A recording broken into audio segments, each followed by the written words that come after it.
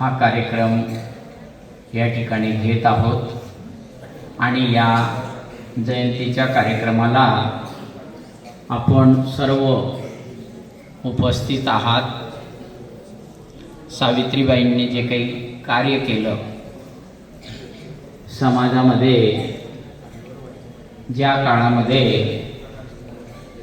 ज्ञानाच्या बाबतीत सर्व स्त्रिया ह्या मागे होत्या, त्या प्रतिकूल काळामध्ये त्यांनी समाजाला ज्ञानाचा धडा दिला आणि त्यातून आज अनेक स्त्रिया ह्या वैज्ञानिक, त्याचप्रमाणे वेगवेगळ्या क्षेत्रामध्ये, खेळाच्या क्षेत्रात असेल, क्रीडेच्या क्षेत्रात, खेळाच्या क्षेत्रात, विज्ञानाच्या क्षेत्रात, साहित्य क्षेत्रामध्ये आज अव्वल स्थानावर आहे. यातूनच आपल्या भारताला आता सध्या लाभलेल्या राष्ट्रपती सौ द्रौपदी मुर्मू ह्या पण एक स्त्री राष्ट्रपती आहे. कारण एवढी मोठी प्रेरणा आज सावित्रीबाईंमुळे मिळालेली आहे. आज जर आपल्या नंदुरबार जिल्ह्याचं बघितलं तर सो मिताली शेट्टी मॅडम या पण IAS अधिकारी आहेत. तर आज स्त्रीला खरंच स्वातंत्र्य मिळालेलं आहे. सावित्रीबाई फुले यांच्या जयंतीनिमित्ताने जे काही 2 शब्द सांगणार आहेत ते तुम्ही शांतपणे ऐकावे अशी माझी नम्र विनंती.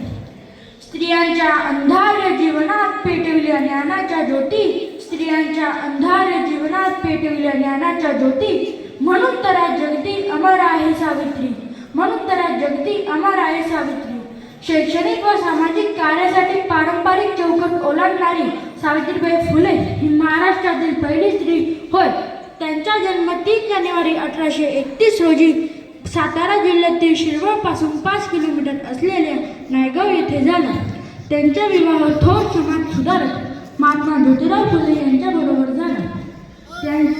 त्यांच्यामुळे त्यांच्या जीवनात विलक्षण कलाटणी मिळाली. समाजाला जिने दिली ज्ञानाची सावली, समाजाला जिने दिली ज्ञानाची सावली, धन्य ती क्रांतिज्योती सावित्री माऊली, धन्य ती क्रांतिज्योती सावित्री माऊली. ज्योतिरावांनी त्यांना शिकवले आणि त्यांच्या सासूने 1848 साली पुण्यामध्ये पहिली मुलींची शाळा सुरू केली. समाजाने प्रचंड विरोध केला, पण तो झुगारून त्यांनी स्त्री शिक्षण, जाती व्यवस्था, सती प्रथा यांना विरोध केला. व्यासपीठावर विराजमान सर्व मान्यवर, आदरणीय गुरुजन वर्ग व माझ्या प्रिय मित्रांनो, सर्वांना माझा नमस्कार. आज मी तुम्हाला सावित्रीबाई फुले यांच्या जीवन चारित्र्यावर काही 2 शब्द सांगणार आहे.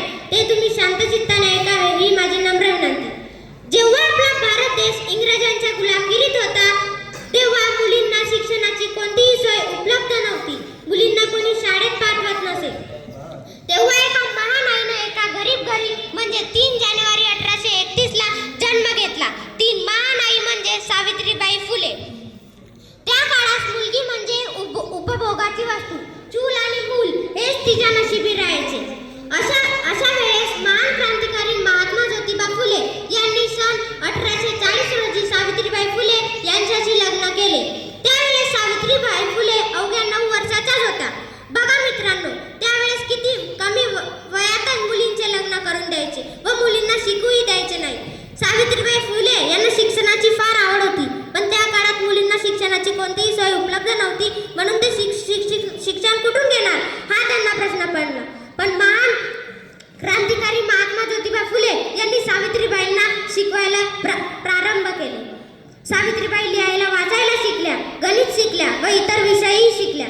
जेव्हा महात्मा ज्योतिबा फुले सावित्रीबाईला धडे शिकवत असे, तेव्हा समाजातील अशिक्षित लोक त्यांना टोमणा मारायचे, त्यांची थट्टा करायचे. पण महात्मा ज्योतिबा फुले व सावित्रीबाई फुले यांनी त्यांच्याकडे लक्षात दिले नाही. मनात तीव्र जिद्द ठेवून सावित्रीबाई शिकत गेल्या व ज्योतिबा शिकवत गेले.